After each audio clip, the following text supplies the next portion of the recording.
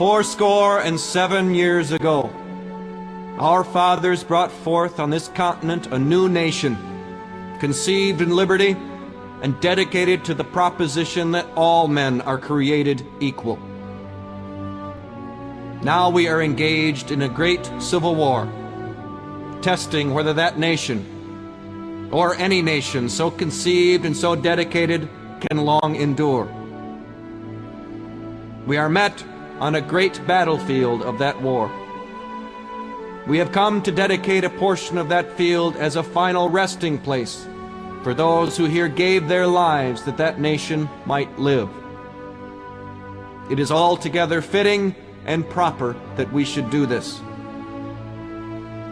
But in a larger sense, we cannot dedicate, we cannot consecrate, we cannot hallow this ground.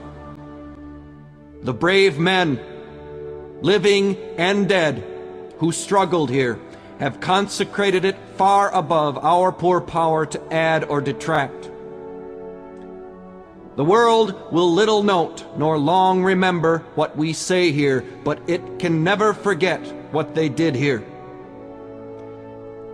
It is for us, the living, rather, to be dedicated here to the unfinished work which they who fought here have thus far so nobly advanced. It is rather for us to be here, dedicated to the great task remaining before us, that from these honored dead we take increased devotion to that cause for which they gave the last full measure of devotion.